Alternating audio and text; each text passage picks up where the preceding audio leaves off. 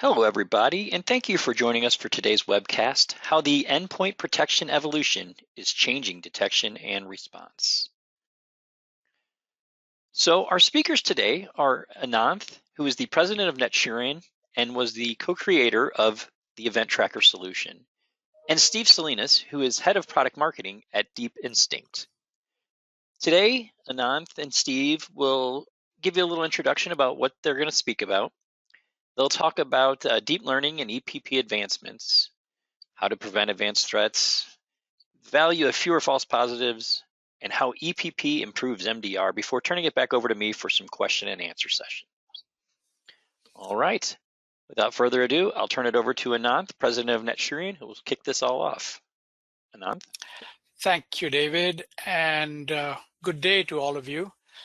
The current market has been called the new normal. While I agree it's new, it's hard to reconcile this as being normal. Well, what's new about it?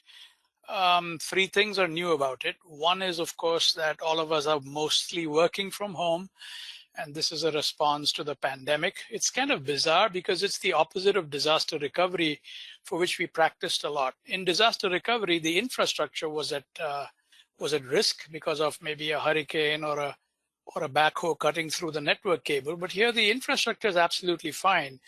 It's that the people can't really gather at the workplace, so we've scattered to home. So that's new. The second thing is, of course, customers are arriving digitally, and so a transformation is on hand. And the third thing is infrastructure, to the extent that it was on premise, which it had begun slowly moving to the cloud, has become accelerated because of COVID.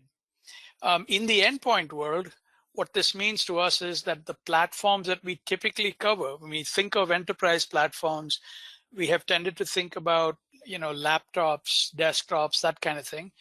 But now they're quickly becoming iPads, Chromebooks. If you look at schools, they have made rapid adoption of Chromebooks. That's a new endpoint.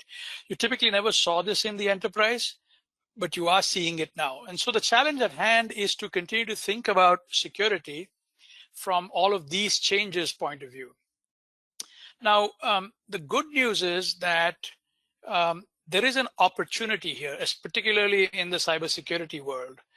And the opportunity is the fact that the executive suite for a change has its ears and its pocketbook actually open for things that we care about and things that we say.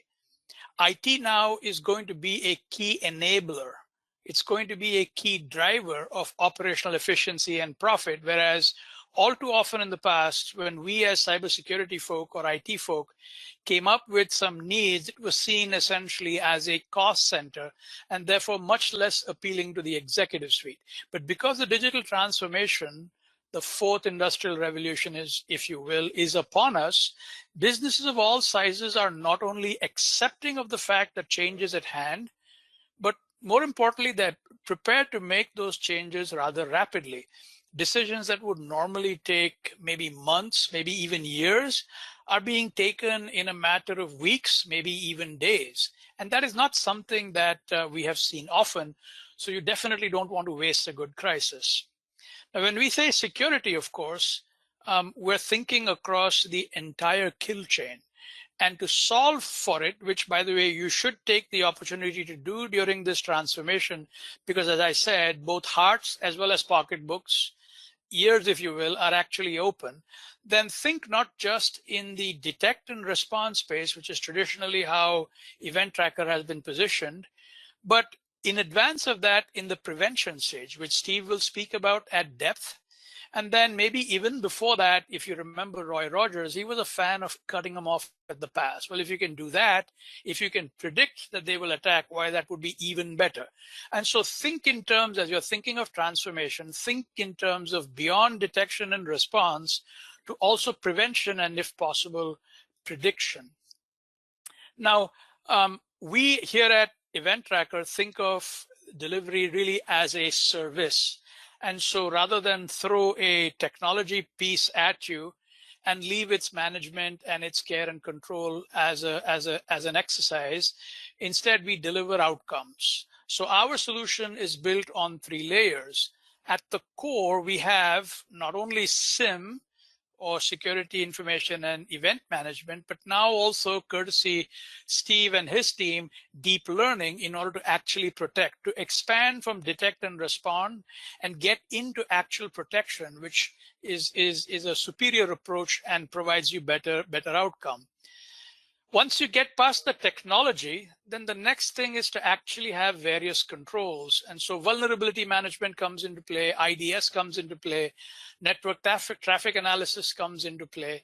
And last, but certainly not the least, the managed service layer, so that at the end of the day, all of this technology, all of these controls are actually wrapped up in a 24/7 SOC and delivered to you as a service. That's been our commitment from the get-go. And what you're going to hear about from Steve now is how the protection piece comes into play. So what was I mumbling about? The fact that we had all these layers. Well, let's talk about the layers a little bit, right? First and foremost is the technology. That's at the core of what is it that we do. So the technology itself contributes maybe 30% to the actual overall solution. So now, in addition to SIM, we're also talking about endpoint protection, which when Steve gets his turn, we'll go into detail around, but also intrusion detection and so on. The security service is another 60%. Frankly, as the old saying goes, it isn't what you got, it's what you do with it that counts. And so the security service does with it all of the stuff that's necessary to actually make it successful. And let's not kid ourselves. We can do a lot of things for you, but at the end of the day, there are some things that you should control yourself. For example, the ability to remediate and recover systems ought to be something that you guard jealously as your prerogative and not farm off to somebody else. Those are them crown jewels. And of course, on your team would be executive sponsorship that agrees that this is indeed a problem. All of this put together gets you to that 100% solution. Whether you pick this approach or any other approach, all of these things must be done. But our approach is to take maybe 90% of that off of your plate through a combination of technology and managed service. And now, Steve, I'll turn this over to you. Great, thanks, Ananth. All right, so we're going to talk about, we're going to start with a little bit of a kind of a history lesson, just to kind of let you know that there is a serious evolution happening right now in cybersecurity. And I'm going to focus specifically around the endpoint, but it's really something that we believe you're going to start to see more and more in other technologies that are introduced in the market. So if we look, we all know the first generation of security solutions were designed to identify threats that were for one, there weren't a lot of threats. So it was a lot easier to identify these threats and prevent them using signatures and heuristics. So that's where you had the introduction of firewalls and AVs and IDS and things like that. And they did a fairly decent job until there was a major change in the amount of threats that were available and the ease of use for an attacker to make use of these different threats. You didn't actually have to be a programmer or coder. You could actually just kind of go out and find these threats and start to deploy them against a lot of different machines, maybe even some automated ways. So that introduced the rise of what you're probably familiar with, next-gen solutions. These are machine learning-based products. So you have things like next-gen firewalls. This was the introduction of endpoint protection platforms, those type of products, as well as EDR. And these definitely made it. This was a step change in the technology that was available to secure the environments. But what do we know about attackers? They're always looking to evade these products, and they frankly do a pretty good job, right? So what we've seen recently is some of these next-gen solutions, their ability to prevent threats or to identify newer, more advanced, more complex threats is diminishing, right? So we really believe what we're seeing is now that we're going to kind of the third wave, which I call it, of security products and solutions, which we're calling deep gen. So deep gen, these are deep learning driven security solutions. So we'll talk a lot more about deep learning, but this is what it's about. It's using this cutting edge AI, right? It's kind of building off of where machine learning products started, or left off, I should say, to deliver protection and security that's resilient, that has that ability to identify threats that are new, because that's really when organizations get in trouble. If you look at the profile, if you were to go profile an organization, or even go to one of a, I don't know, a third-party threat repository and kind of do some research on your own, you would probably identify some areas where, wow, there was a lot, these threats that showed up, a lot of tools that are available, they weren't able to identify them. Well, guess what? Those were new threats, right? And that's where a lot of the technology, whether it be first gen or machine learning based next gen solutions, they really struggle with that. But with deep gen solutions, you have that ability to identify and prevent those new threats. And the last point here, in an autonomous way, right? Because, you know, I know what we're looking at today is how Endpoint is helping to manage endpoint detection response, which it definitely does. One of the problems, like when you're looking at moving to that type of a service, delivers, you know, as a service solution, you have to do some fundamental things very well. And I think that's where Endpoint, the advancements in the Endpoint solutions can really help. And we'll talk more about it, but essentially it comes down to the fact that there are so many threats that are targeting in an organization. Even no matter the size of your organization, whether it be small or large, you might be on any given day just pounded by threats. And if you don't have a really good foundational security product in there for the endpoint, it's going to really put a strain on everything that's upstream of that. Okay, so that's what we're going to talk more about as we go. But that's what we're in. So take a look, and you'll start to see more and more products that you're going to see more introduced from existing vendors, new vendors, companies that are brand you've never heard of before, that are going to talk about their solutions and how they're using deep learning to deliver security. So one of the big things, though, I think, and when you may have heard of deep learning, and by the way, we interact with it all the time. If you Googled anything at all today, you use deep learning. If you watched Netflix last night, you were getting recommended, you know, what to watch next. They use deep learning. If you have an autonomous vehicle, if you have a Tesla or anything like that, guess what? Deep learning is all over the place in that. So we're familiar with this because it's making our experiences in other parts of our lives better, more useful, more efficient. So, and that's what we're doing for security. What I'm talking a little bit about right now, though, is how do we do what we do? How do we deliver the results that we can deliver? And it all comes down to training. So this is going to talk about how we're going from the training of our deep learning model to its ability to predict. So by the way, our training, we are when you're looking at what we're delivering to customers, we are delivering a pre-trained, what we call brain. So we are actually taking care of all the training in the cloud. And the first thing that we do, it all comes down to that training data set. So we go out and access third-party public sources for threats, the darknet. We actually have the ability in-house to develop malware, mutate malware. So we have this large array of products, of threats, of all different file types that we're using to train our brain. And we're talking hundreds of millions of files. So this is not just malicious. Now, in order to train the brain, let me take one step back. So deep learning, in essence, is training a machine to learn how our brain learns. So if you think about anything, like if you thought about like maybe when you were a kid and you were learning how to catch a ball, right? You probably learned, maybe it was with the baseball, maybe it was with the softball, maybe it was with, you know, a softball of some sort. You were learning and like, oh, I got to get my hands in front of it so it doesn't hit me in the face, what have you. But at some point you identified, okay, this ball's coming toward me. I'm gonna put my hands here to catch it. And you kind of started to learn that that's the behavior you want to catch a ball. Now, over your lifetime, you've probably caught tons of different types of footballs, baseballs, basketballs, but was it specifically different? Generally speaking, your brain kind of understood, okay, this ball is coming toward me. In order for me to catch it, I'm gonna put my hands here. And you just do it. It's like a reaction. It's like innate. That's what we're able to do, and that's what we train our brain to do, to have this innate ability to identify threats. But it all starts with that training data set of these millions and millions of files. So then what we're going to do, though, is we have these various algorithms that we've developed, right? And we understand what the files are. We push them into this model of the set of algorithms, and we look at the result. and we tune it. We're constantly tuning it and filtering out noise so that it becomes extremely accurate. So it gets to that point to where it can identify the threats.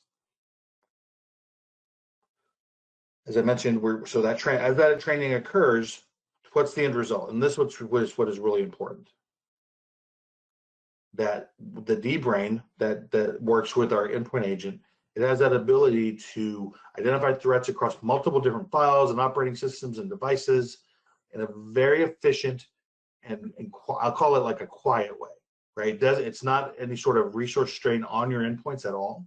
It sits there quietly, and only as new files appear on the disk or move around the disk, that is when this D-Brain will analyze that file and in milliseconds has the ability to identify a threat.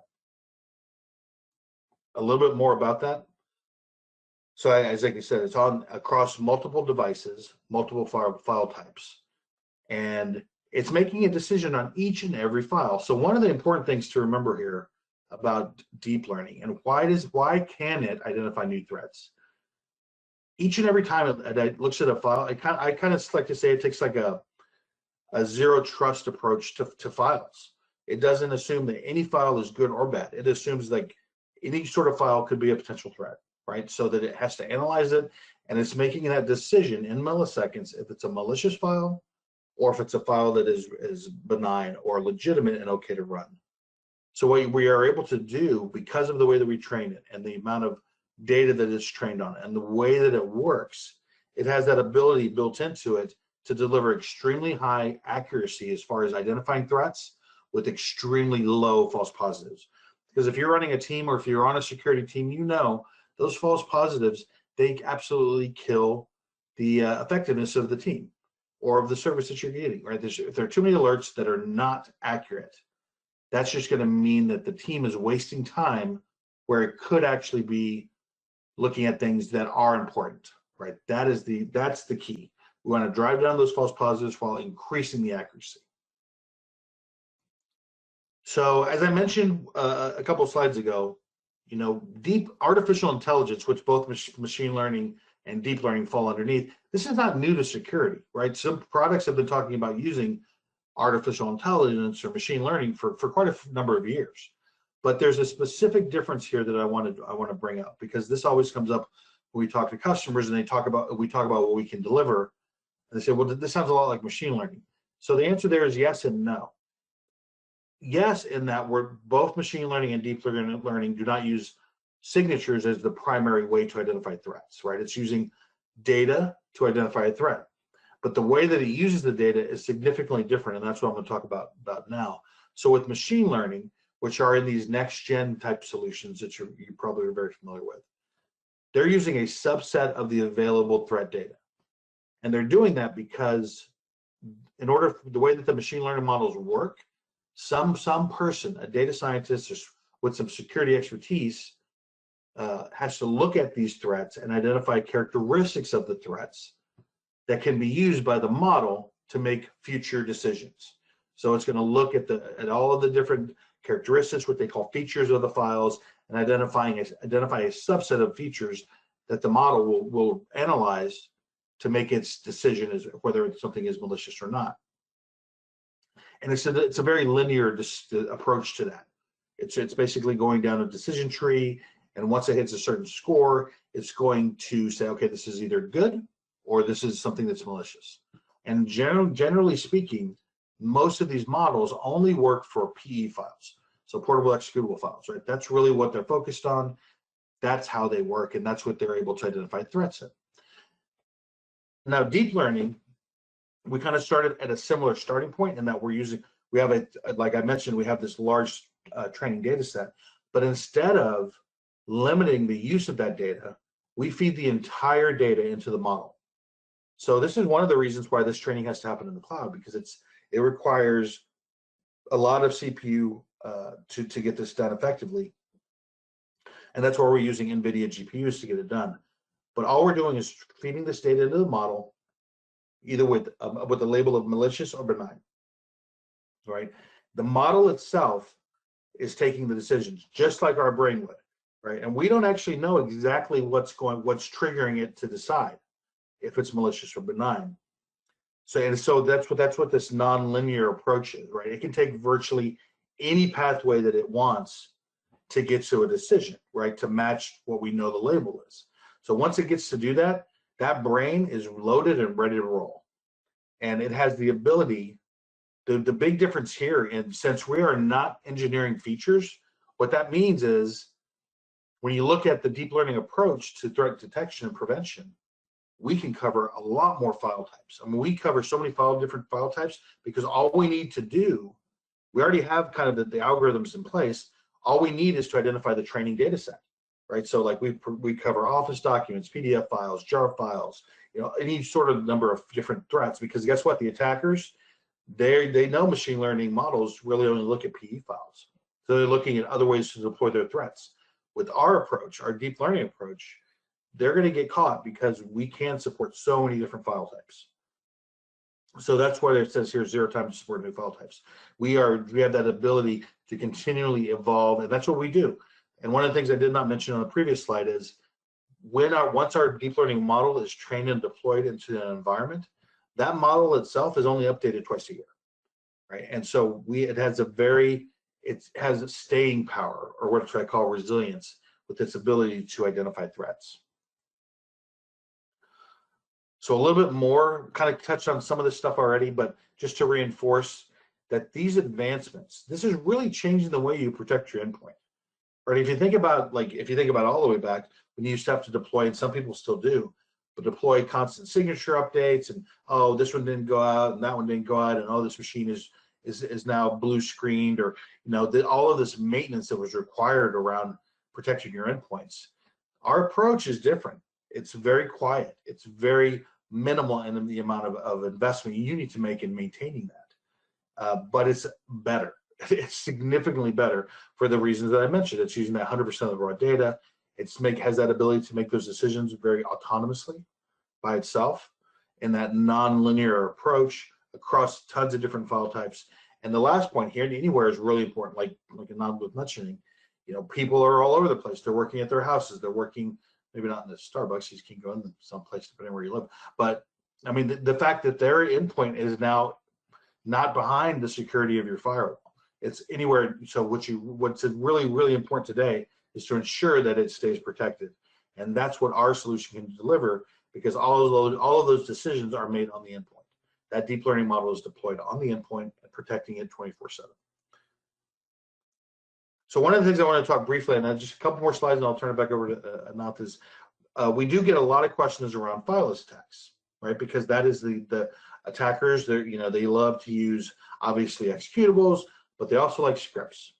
So what we have the ability, not only is our deep learning model doing that instant analysis on files and processes, we have additional capabilities in the product to help protect you against these script-based attacks with our script control. And we actually just released a brand new component to that, which is called contextual script analysis, which is pretty innovative in that it actually not only it doesn't just look at a script to say, okay, this endpoint, the user on this endpoint is allowed to run scripts.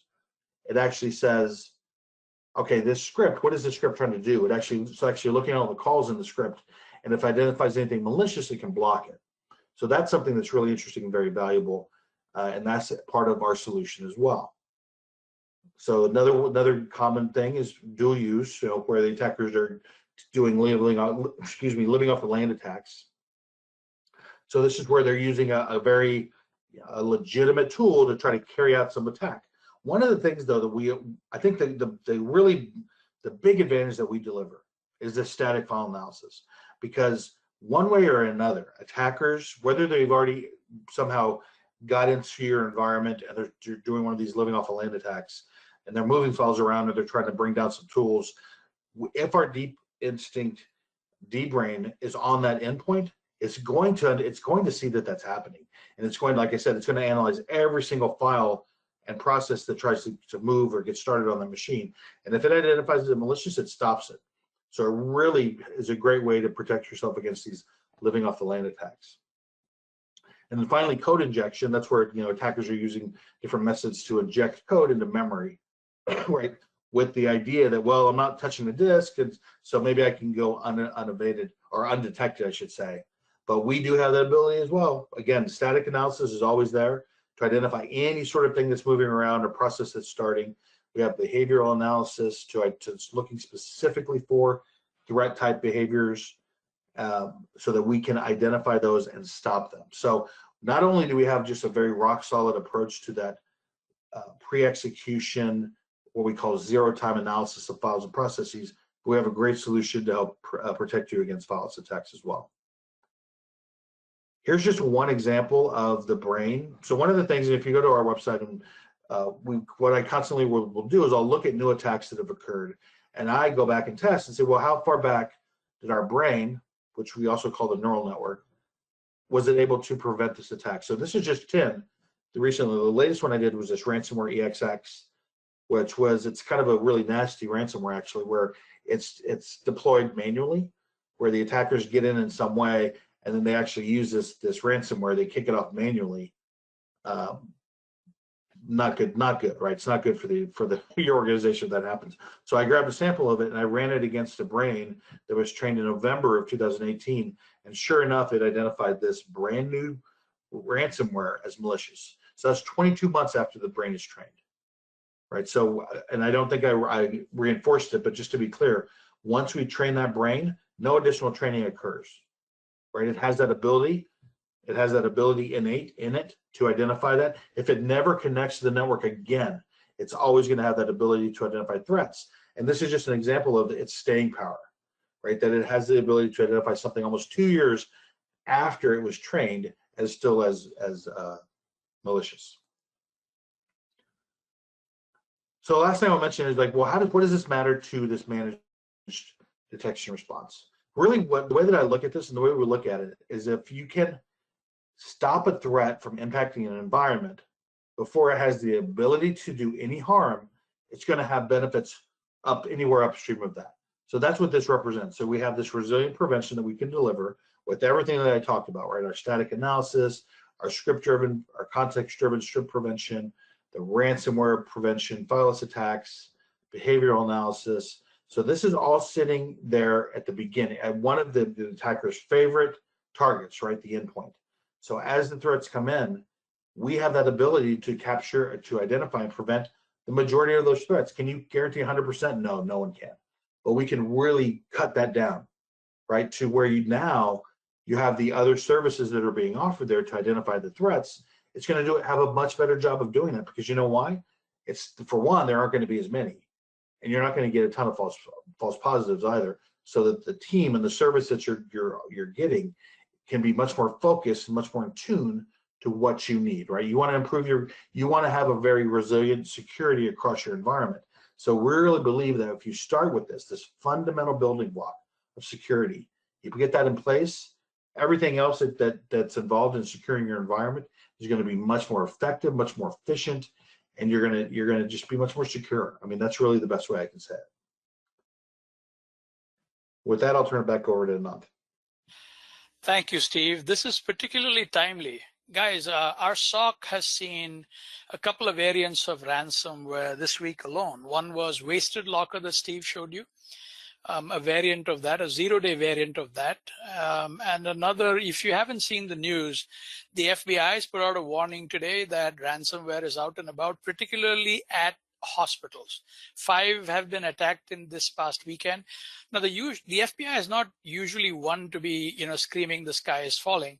So when you get this kind of warning from them, from the US CERT, it is indication that the new normal, where people are at home, where infrastructure is being open to the cloud more than it ever was in order to enable remote access, that this is an environment where the attackers are really trying to make hay while the sun shines, if you will. Now, Steve mentioned false positives. It's one of the things that we really like. We run a SOC. It's a 24/7 SOC. We have 80 plus folks in that SOC. But frankly, while we've done our level best to automate it, our favorite bugaboo, the thing that bothers us the most, chasing our tail down false positives. It does a number on us. And frankly, it is harmful to you, the user, as well. Because when a false positive occurs, and a false positive is defined as, the endpoint protection solution jumped in and blocked something. when in fact it shouldn't have. What happens? Well, what happens is that the operational efficiency is really hurt. Now that employee, now that workstation, now that workflow is interrupted until they can't call IT and get their particular executable safe listed so that it can continue to function. Why does this even happen? Well, it happens because it's kind of sometimes difficult for solutions to tell the difference between malicious appearing behavior and really malicious behavior. And since there is a tilt to err on the side of caution, a lot of solutions will actually shut these things down, agreeing to accept the beating. In other words, take the false positive rather than risk the chance that they allowed it to go. Now, one testing organization that does an excellent job of measuring this is SE Labs. These guys are out in the UK, and their testing methodology is particularly interesting. They give a vendor negative points if they do false positives, as they give negative points if they do false negative. In other words, you didn't block something that should have been blocked. Well, that's obvious. You should get negative points. But what the SE Labs testing methodology also does is if you do block something that shouldn't be blocked, you get punished equally. Well, we took this solution down to SE Labs and had them test it with the current crop of malware. And the results of that are available on the website for you to take away. And it is hard to do better than 100%, folks.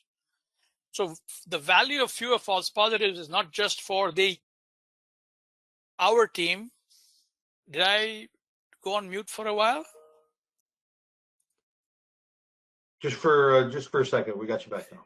Okay, I think I clicked in the wrong place. So our team, which is really frankly your team, will be less consumed by chasing our tail, which means that we can focus more on alerts tied to specific and prescriptive action. We can spend more time on threat hunting. And this is, of course, all to the good. So that's the value.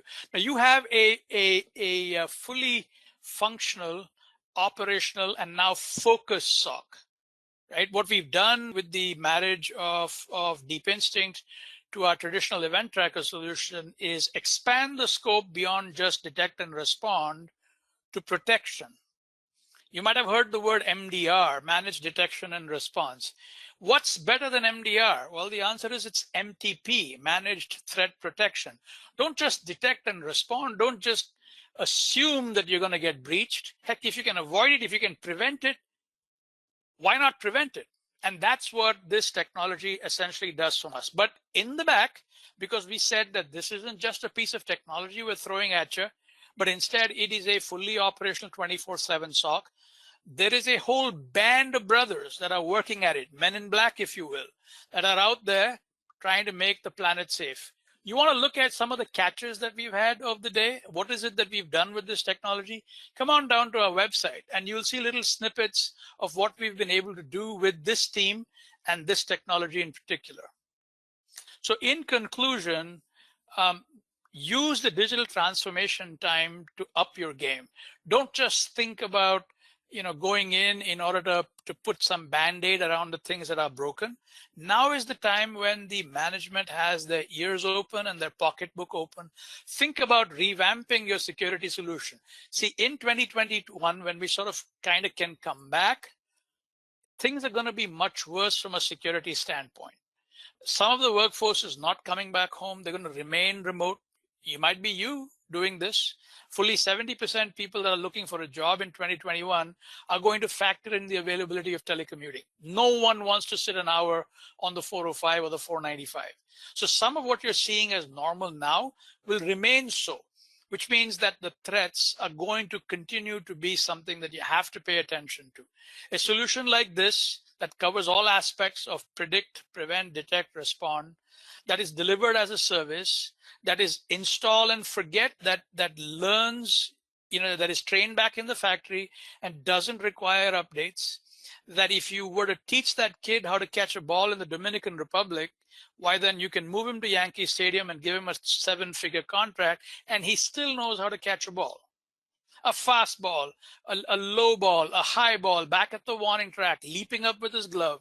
But you don't have to teach him all these things again and again. Once you've taught that kid, he's off and ready to go. So my conclusion to you, and I'll give you the mic here, Steve, is that this is your opportunity to redo the landscape, to reset the board in terms of cybersecurity. And you want to take advantage of the new normal, if you will, to implement these kinds of things. And oh, by the way, because it's as a service, this isn't going to cost you much in terms of staff. And if you're worried about what the price of all of these things is going to be, well, give us a call. You might be actually quite surprised at where you wind up. Steve, any thoughts from your side? Yeah, I couldn't agree anymore. I think that's, it's obviously this has been a very difficult period of time for everyone. If there's anything you can take away from it, though, it does give you an opportunity to reassess, how you're securing your endpoints and how you're securing your employees. And I mean, if you have a very valid, reasonable, a reason, I should say, to take another approach, look at a different approach, look at a better approach. I mean, we talked to a lot of organizations that they kind of feel stuck. They feel stuck with either the vendor that they're using or that the technology that they're using is so embedded in their environment. Well, you know what? You don't have to be stuck. You just don't, right? And I think our approach is one that is very simple and easy to adopt and can deliver significant value. So I would say take that opportunity now, and then it's going to just provide those benefits going forward, especially since, like Ananth said, I think that the environment of the future is going to be probably a lot like it is today. David, back to you for the question and answers. All right. Thank you both very much for all that insight. Really appreciate it. We did have a couple of questions come in. If you have any others you'd like to ask, please enter them in the questions tab, and we will get to those, as many of those as we possibly can. First one came in. Are the SOCs located in the US only or elsewhere? That would be for me. Yes, the SOCs are located offshore also in Bangalore, India. And following up on that does any of the data get stored outside of the US? So the answer is no. If you select the hosted option, hosted by NetSurian option, then all of the data is resident in the great state of Texas. Now, you could argue that it's a whole other country, but actually it's quite well within the United States. All right, Steve had a question came in for you. What's the difference between file-based threats and file-less ones? Aren't more threats file-based? Yeah, so that's a good question, and I think that depending on who you talk to, a lot of the threats that you're going to encounter ultimately will involve some sort of threats. But I think generally speaking, when someone thinks about a file-based threat, they're thinking about someone has emailed an attachment that's weaponized, or somehow an attacker has dropped literal application, a malware executable in an environment, and then that they launch it, or someone, the employee accidentally launches it and the world blows up. That's file-based. File-less would be where they're using more scripts. As I mentioned, the attacker gets into the environment, maybe through some sort of vulnerability, some sort of open port, or I don't know, something that allowed them to get in, and then they start to deploy scripts that cause the machine to do functions without actually using an application.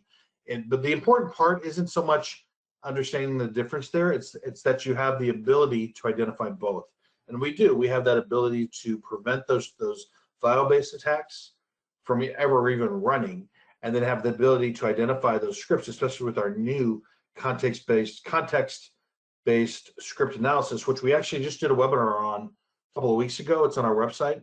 You can definitely check that out, to identify those threats. And we have the ability to do both of them very effectively.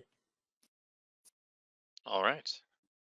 We can share the link out to that in our follow-up email as well. So that's a good idea.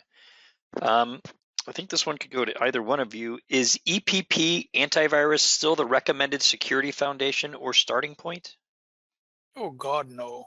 Okay. I mean, that is your daddy's Volkswagen. Why would you want to drive that bad boy? Those things are all signature based. Those things, the attackers have found ways around them. And frankly, there is no serious technology security professional that would consider that to be an adequate defense. So no, antivirus, anything that is next generation antivirus, machine learning based, I'm sorry to say, but they've all been overcome by the times. The bad guys have gotten smarter, better, faster, and can overcome those kinds of defenses like there really wasn't even there. Steve? Yeah, I have to agree with it. On the interesting thing though, when you look at it, so if you think about like, and most of the vendors in the marketplace today, they, because of the machine learning and the attacker's ability to now evade those machine learning ways to detect, they're using a lot of different approaches to try to identify threats. And unfortunately, what that does is it consumes a lot of processing power in your computers, right? It's starting to get back to that bloat where like, okay, we can't do this, we're going to do this, we're going to reference the cloud, we're going to do this, we're going to do that. It's really, really a lot of overhead there. So, but I think with our approach, and I really believe this, you're going to start to see more and more solutions that are using deep learning. It's a brain, right? It works like a brain. It's turning the computer into a security analyst that never gets sleepy, never needs coffee, never needs days off, but has unlimited knowledge. So something like, and obviously that security analyst doesn't exist, but now with this approach at the endpoint, the prevention capabilities have never been more powerful than they are today. Okay. Right as I was asking that last question, somebody responded to your answer on file-based threats and file-less ones, Steve, with the question, are you able to analyze if they run specific commands? So I'm assuming it goes to that answer you gave there. That's right. Yes, that is something that's very new, because the majority of solutions in the market, when they look at and script control, and we have the same thing, you can either say that this group of users is generally applied by policy. So you might set up like your admin users can run scripts and everyone else is not available to run scripts. So that is one layer of prevent capabilities we do have. We just introduced a brand new capability to where it says, all right, if you don't want to use that, we can analyze as a script is running, it's going to look at the actual commands and identify, oh, this is malicious, and it prevents it from running. No one else as far as I know, to get that level of capability, you might have had to go out and buy another product, like a whole other solution. But we've embedded that in our solution that is available now. Add to that the 24/7 SOC. So when suspicious commands are observed in a script that is allowed, that is something that the SOC wakes up on.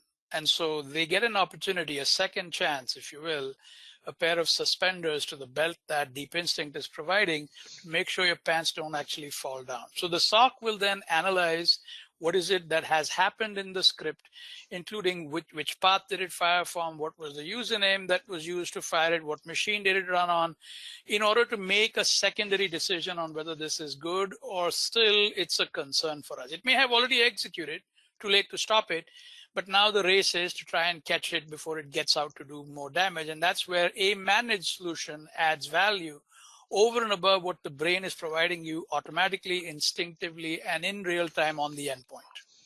Yeah, and I'll just add that as well. I think that's where we see a lot of benefit when you think about it for the managed solution, because now the team that's managing from Nashurian, they can deliver more insights with this ability that we're having to identify and prevent these things from occurring, but they're still using their human expertise to give you more insights into what's trying to attack your environment. So works hand in hand, hand in glove.